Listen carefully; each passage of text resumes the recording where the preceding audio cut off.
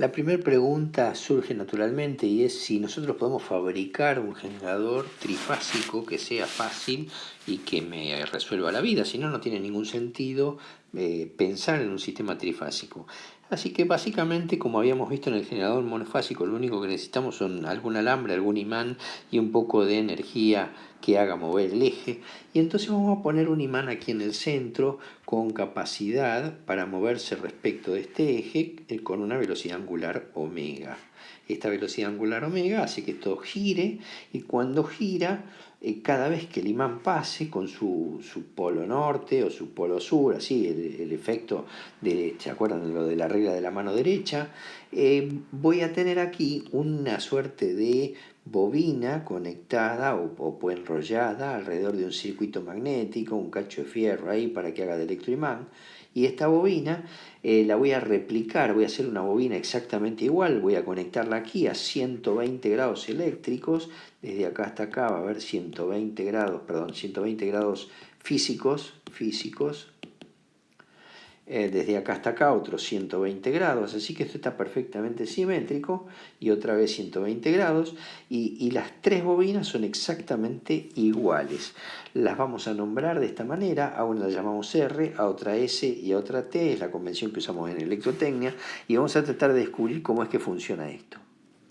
Este generador, si vamos a considerar esta bobina que está acá y vamos a hacer un corte de tal manera de hacer lo siguiente, la voy a mirar desde arriba la bobina, y para mirarla desde arriba voy a ver a la bobina así con todo su arrollamiento ahí.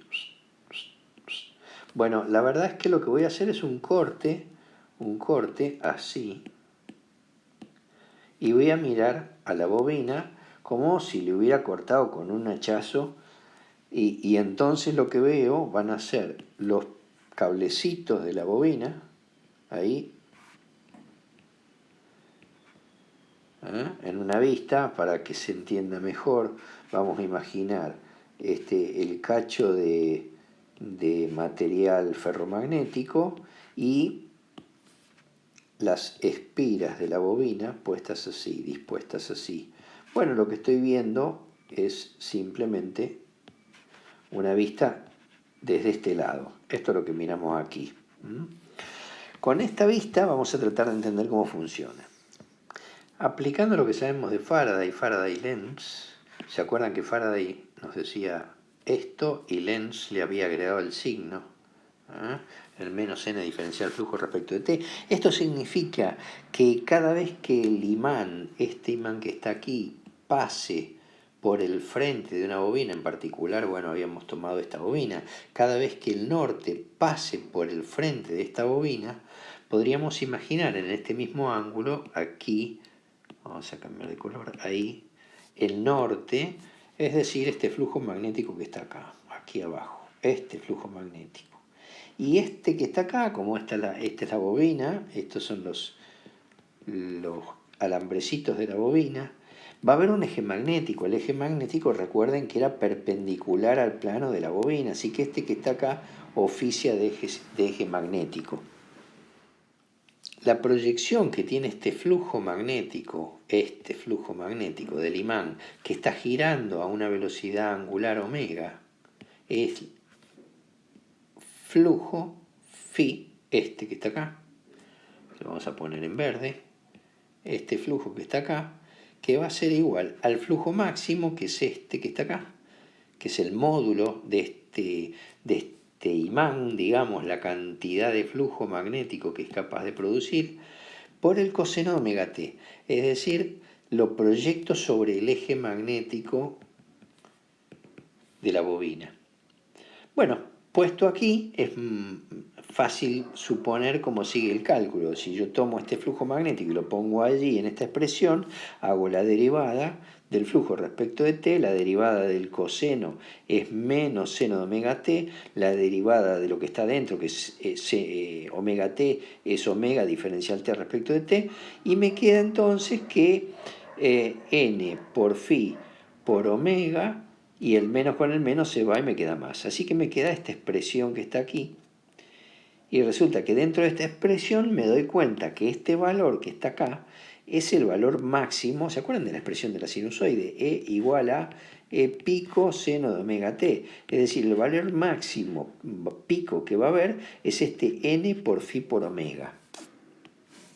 Quiere decir entonces que la tensión que se produce en bornes de la bobina que llamamos R va a ser igual a el valor pico seno de omega t. El valor pico seno de omega t. Por otro lado, si nos fijamos cómo era esta bobina, acabamos de ver cuál es la diferencia de potencial que aparece acá, E sub R, y la verdad es que en esta bobina y en esta bobina debería pasar exactamente lo mismo, solo que vamos a ver de a una. En esta primera bobina azul, esta que está aquí, la S, esta bobina S, entonces, tendrá aquí una tensión E sub S. Pero resulta que como esto está girando a una velocidad angular omega, va a pasar luego de 120 grados. Recuerden que desde acá hasta acá había 120 grados, así que 120 grados después va a suceder exactamente lo mismo que sucedía en esta bobina, va a suceder acá, porque eran bobinas exactamente iguales. Entonces, aquí vamos a ver que en S tengo exactamente lo mismo, pero sucede 2pi sobre 3, es decir, 360 dividido 3, que son 120 grados más tarde. Finalmente, en la última bobina, 120 grados más tarde, sucederá exactamente lo mismo y tendremos allí el valor de cómo es la tensión en la bobina R, S y T que se produce en forma trifásica. Finalmente, podríamos tratar de ver qué sucede en los cables, cómo es este asunto, porque la verdad que en el tiempo esta tensión, que es la tensión en R, es un seno de omega t. Así que yo podría acá dibujar cuánto vale la tensión en R, que es el seno de omega t. Pero también me quedaría en S, por ejemplo, vamos a poner acá R, ahí. En S, vamos a poner aquí en rojo, esta S, es la expresión de lo que sucede. Sucede 120 grados después. Aquí tenemos S. Y finalmente, en T, que sucede 120 grados después que lo que pasaba en S, vamos a tener lo que sucede en T. Es decir, vamos a tener un sistema horrible que se compone de tres tensiones monofásicas coexistiendo al mismo tiempo y desfasadas 120 grados cada una de ellas. Bueno, con esto en mente vamos a tratar de seguir avanzando en nuestro sistema trifásico, pero lo más importante es que nosotros podemos ver que si tenemos de alguna manera, lo veremos más adelante, la forma de acomodar esta E al valor que yo quiero, entonces podría perfectamente hacer un sistema trifásico que tenga una tensión determinada. Y lo único que necesito es un aparato que haga girar esto, eso puede ser una turbina hidroeléctrica, un motor a explosión, lo que sea, y tres bobinas dispuestas a 120 grados. Con esto me alcanza para hacer un generador trifásico y la verdad que andan muy bien, es lo más eficiente que tenemos. Bueno, vamos a ver cómo funciona uno de estos sistemas y cuáles son las ventajas de tener un sistema trifásico.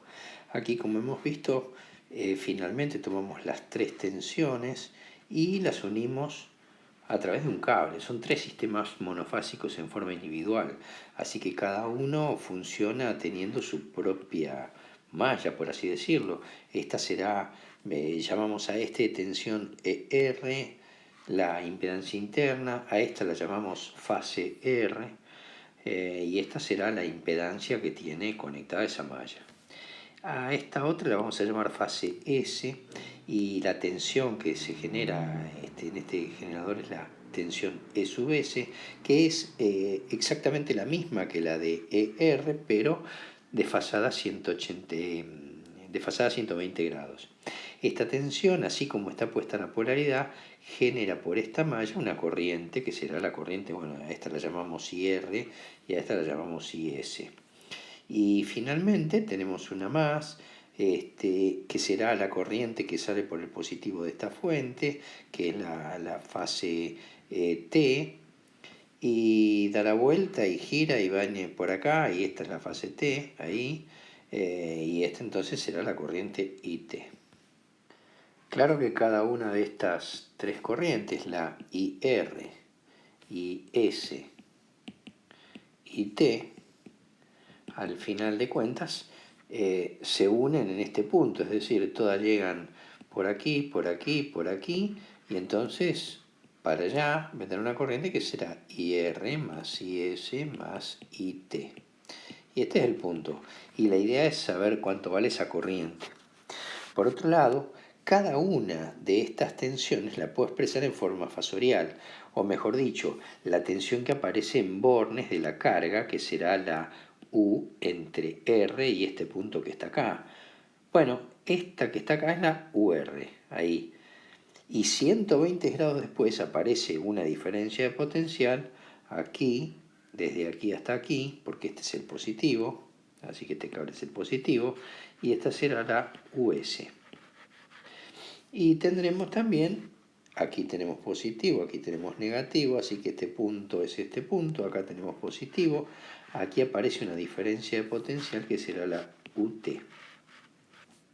Bueno, cuando todo eso sucede, como decía, aquí tenemos que tener la suma de corrientes y entonces tendríamos que ver cuánto vale. Y podemos ver entonces que si hacemos la suma de estas tres corrientes que están acá, bueno, lo puedo hacer como cualquier sistema de ecuaciones y cada una de estas, por ejemplo la IR es la tensión que tengo, la UR, dividido la AZ que hay en esa malla. Es decir, esta tensión, que es la diferencia de potencial que está acá, dividido esta Z, me da la corriente que será IR. Calculando así con cada una de las tensiones, vamos a encontrar que la corriente que circula por aquí es IS y esta que está por aquí es IT.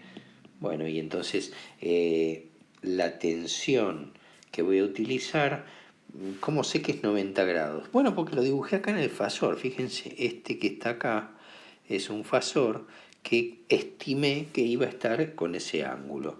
El ángulo es de 90 grados. Digo, bueno, está bien, fenómeno. Esto dividido la Z me da la corriente en IR. En IS, la rama que tiene la corriente IS, quiero saber cuál es la tensión. Bueno, la tensión la dibujé acá. Es este fasor que está acá, así que en realidad ya sé cuánto vale. Vale una tensión que es la misma para todos, porque dijimos que esta tensión era la misma para todos, y el módulo es igual, y lo que ha cambiado es el ángulo. Tiene que tener 120 grados de desfasaje acá. Así que si este tiene 90, y a 90 le agrego 120 y otros 120, es decir, 90 más 240, 90 más 240 me da 9413, 330, que es esta. Y no podía haberlo puesto como menos 30, sí, claro que podía haberlo puesto como menos 30, da igual. Del mismo modo, calculamos cuánto vale la tensión en esta fase T, que surge de este fasor que está aquí. Así que son los 90 grados que tenía este, más los 120 de aquí, 9 y 2, 11. Así que son 210 grados. Este es el fasor de tensión de cada una de las fases. Bueno, como la Z está en los tres lugares, la saco de factor común, así que me queda en el denominador. Y entonces la suma de corrientes, solo tengo que ver cuánto vale esto para hacer la sumatoria. Bueno, la verdad que lo único que hago es pasar esto de polar a rectangular. Cada uno de estos en forma polar a rectangular. Agarro la calculadora y lo hago, y si no, me fijo directamente. Por ejemplo, el primero, fíjense que fácil ver que tiene sobre el eje de los reales, tiene 0, y sobre el eje de los imaginarios tiene U, el valor U, así que me queda 0 más JU. Y así podría hacer las proyecciones sobre cada eje y decir, bueno, ¿cuánto vale este? Tanto aquí, acá sabemos que tenemos 30 grados, bueno, se puede hacer fácilmente. En definitiva, cuando ponemos todos estos valores, vamos a ver que este raíz de 3 sobre 2 por U y el menos raíz de 3 sobre 2 por U se simplifica. Y acá tengo menos un medio, con el J, porque pera con pera, manzana con manzana, y este otro tiene J, así que 1 menos 1 medio me da 0. En definitiva, la sumatoria de corrientes me dio 0. Es decir, que efectivamente, tomando corrientes ahí, IR, tomando IS y tomando IT, ahí, la suma de estas tres corrientes, que la dibujé para este sentido o para el otro, da igual, bueno, la verdad que esa sumatoria tiene que dar 0. Así que esto traduce una ventaja, porque ¿cómo habíamos arrancado esta conversación? Viendo los sistemas polifásicos. Y el truco presuponía que aquí, si la corriente es 0, entonces yo no necesito tener un cable por cada uno de estos circuitos. Puedo tener simplemente un solo cable o tal vez ninguno. Bueno, ninguno ya habíamos visto que no podía ser, porque ¿qué pasaba con ningún cable? Y con ningún cable, la verdad que no podía garantizar la diferencia de potencial en cada uno de los abonados, en cada una de las cargas, cada uno de los vecinos. Yo necesito garantizar la diferencia de potencial. Para eso era necesario sí o sí tener el cable que está aquí en el medio. Así que ese cable lo tenemos que dejar allí. Bien, pero tiene que tener algunas ventajas. Esas ventajas, que es el ahorro que se produce al transmitir esta energía a través de un sistema trifásico, es lo que vamos a ver ahora. Bueno, veamos nuestro sistema y vamos a ver paso a paso cuáles son las ventajas que tiene. La primera es que, si recuerdan, cada uno de estos sistemas era un sistema así, que tenía tensión, ahí una carga, y yo tenía 3 de estos, así que había 2 cables por cada uno de ellos, es decir, teníamos en total 6 cables. Si teníamos 6 cables y ahora resulta que solo tenemos 4, porque hemos sacado varios cables más, entonces tengo 2 conductores menos, es decir, entonces tengo 2 conductores menos. Esta es la primera cosa inmediata. Hago un sistema trifásico y para transportar la misma cantidad de energía me ahorro 2 conductores. La segunda de las cosas surge con el neutro. A este cable que está en el medio, este cable rojo, lo vamos a llamar neutro. Y este cable, que bueno, tendrá una corriente que será la corriente de neutro, en realidad tiene una particularidad rara, y es que si nosotros hicimos bien los deberes, la sumatoria de corrientes en ese cable da 0. Entonces uno podría sacar el cable, pero bueno, ya vimos con los vecinos que no lo podíamos hacer porque le dábamos mucha atención o muy poca atención a cada uno de ellos. Entonces, como ese cable es una seguridad que garantiza la diferencia de potencial en cada abonado, yo debo dejarlo. Pero la verdad es que la mayoría de las veces la sumatoria de corriente en ese cable es 0, y si la sumatoria de corrientes es 0, no necesito que tenga la sección de conductor que naturalmente tiene, y puedo tener un conductor con el 50% de sección. Hay otro fenómeno que tiene que ver con los motores en particular. Los motores, si yo tengo una sola bobina, es decir, si tiene un polo norte y un polo sur, ese imán o ese electroimán, esa bobina, la verdad que se produce un esfuerzo en un sentido y en el otro y genera cupla, y eso es lo que hace mover a un motor. Quiero decir, un motor cualquiera tiene la ventaja habitualmente de que tienen en forma monofásica de tener un esfuerzo en este sentido y un esfuerzo en este sentido. Estos dos esfuerzos, estas dos fuerzas son las que generan la cupla, y esa cupla está aplicada efectivamente en estos 2 puntos. Bien, en el sistema trifásico yo no tengo un solo imán, tengo 3 bobinas, así que tengo 3 electroimanes, de modo que la cupla se reparte cada 120 grados, entonces tendré una por aquí, ahí y en su opuesto, de tal manera que tendré un esfuerzo ahí y allí, y también tendré otra a 120 grados más, que será por aquí, y su opuesto, de modo tal que tendré un esfuerzo en este sentido. Entonces, para un sistema trifásico, un motor trifásico, tiene repartidas, distribuidas los esfuerzos mecánicos de tal manera que produce lo que llamamos un arranque muy suave. Este arranque suave es característico de algunos tipos de máquinas a la hora de funcionar, ascensores o máquinas que serían groseras en el momento del arranque, suelen ser muy suaves cuando se produce un motor a partir de motores trifásicos. Vamos a demostrar también que el diámetro de los conductores puede ser más chico. Y si ese diámetro es más chico, la verdad que la misma máquina va a producir con diámetros más chicos de conductores equipos necesariamente más chicos. Esto no está fácil de ver, pero lo que digo es, supongamos que tengo un motor monofásico y este motor monofásico es así de grande, tiene su eje, ¿eh? Y está dimensionado y diseñado con un sistema monofásico, es decir, tiene solo una bobina al que la conecto a los 220 volts.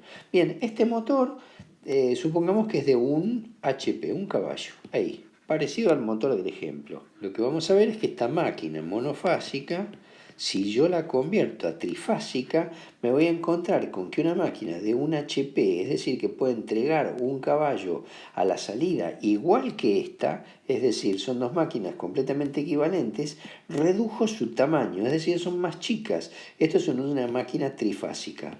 Está aprovechado mejor, trifásica, está aprovechado mejor todo el tema de lo que son materiales magnéticos y materiales eléctricos, de modo tal que tiene una gran cantidad de ventajas en la industria. Así que vamos a tratar de demostrar que los conductores van a ser más chicos. Veamos cómo podemos hacerlo. Imaginemos solo un generador, un único generador que tiene una tensión en bornes de ese generador. Tengo la tensión U sub G, no puse la E porque la E es la que está aquí, la tensión interna. Y este generador alimenta a esta carga. Y lo que estoy poniendo aquí como dos resistencias no es más que el cable. El cable eléctrico, la verdad que los cables tienen resistencia eléctrica, así que estoy asumiendo que cada uno de estos generadores tiene resistencia eléctrica. Calculando la malla vamos a ver que esta tensión más esta, más esta, más esta, me tiene que dar la tensión en el generador. Es decir, estas tres tensiones sumadas tienen que dar cero. Es decir, la tensión del generador, para decirlo de una forma más fácil, es esta tensión, que es la tensión en la carga, más dos veces la caída que se produce en las resistencias de los cables. A la salida se produce un decremento de la tensión, una variación de la tensión en menos, es decir, a la tensión que llega a la carga va a ser un poco más chica que la que salió del generador. ¿Cuánto más chica? Bueno, esta es una buena pregunta y la verdad que a los efectos del electrotecnia nosotros tenemos una respuesta. Resulta que para nosotros las normas SINAM nos dicen que si se trata, por ejemplo, de iluminación, se acepta nada más que un 3%. Es decir, hasta el 3% puede caer esta tensión en total. Si se trata de fuerza motriz, es decir, motores, por ejemplo, se acepta hasta un 5%. Y si se trata del momento del arranque de los motores, en nuestra red aceptamos hasta el 15% de caída, porque en el momento del arranque los motores hacen un esfuerzo muy grande, se comportan como un cortocircuito básicamente, y entonces se acepta que la tensión caiga, porque digo, si circula mucha corriente por acá y por R es grande y entonces aparece más caída de tensión. Este es el motivo.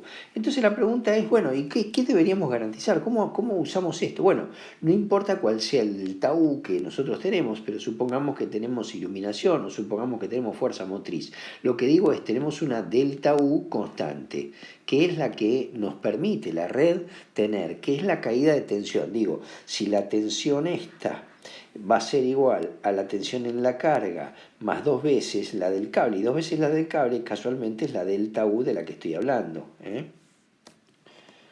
Entonces la tensión en el generador va a ser igual a la tensión en Z más delta U. Ese delta U son dos veces, como decíamos, la tensión de cada cable. Como son dos cables, son dos veces la tensión de cada cable.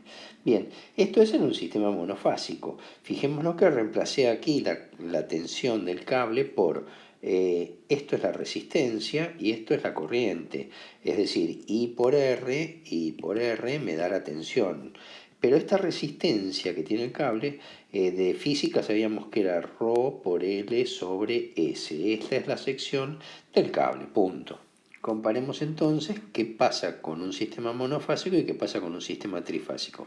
Si vemos el monofásico, bueno, lo acabamos de calcular recién, es decir, 2B, U por I, qué sé yo, por I sub C, la corriente del cable ahí. Este es el valor. ¿Y qué pasa en el caso del trifásico? En el caso del trifásico, revisemos un poco mejor. Digo, espérate, es la tensión del generador, que es esta que está acá, es igual a la tensión en la carga más la corriente que multiplica a ver, ¿cuántos cables?